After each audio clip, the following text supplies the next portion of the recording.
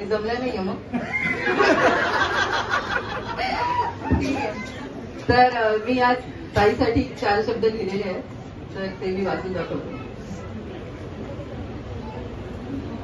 प्रत्येक घरात एक ताई असते.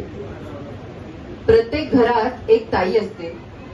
देवघरातल्या समईसारखी, अंगणातल्या जाईसारखी, दुधावरच्या साईसारखी आणि आईलाही आईसारखी प्रत्येक घरात एक ताई असते. ती जन्मतःच असते धनाची पेटी. ती जन्मतःच असते धनाची पेटी. लक्ष्मीचं रूपच असते अवघ्या घरासाठी.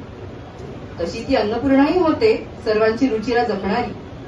ती असेपर्यंत सुंदर असतं डाव्या बाजूचं ताट.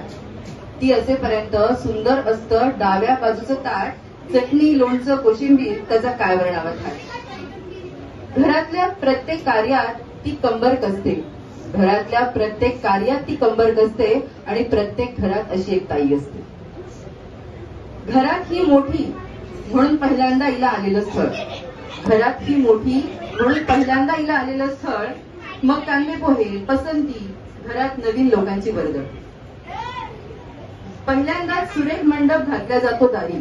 पहिल्यांदाच सुरेख म्हटलं बरं, सुरेश ऐकवायला का तुम्हाला? पहिल्यांदाच सुरेख मंडप घातला जातो दारी आणि पिवळा शालू नेसून ताई बनते नवी.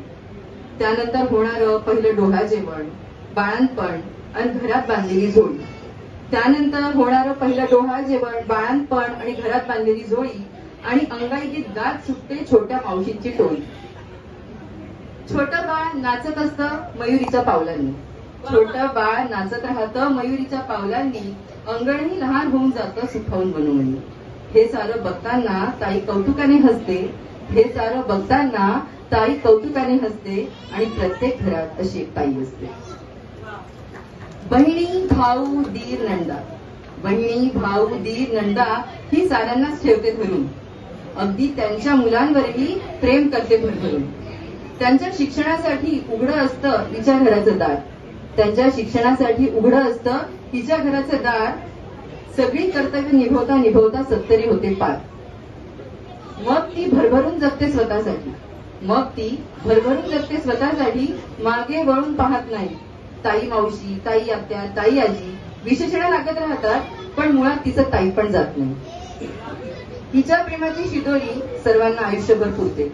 हिच्या प्रेमाची शिदोरी सर्वांना आयुष्यभर पुरते आणि खरंच प्रत्येक घरात अशी एक ताई असते आणि ती असावी ही माझी सदिच्छा.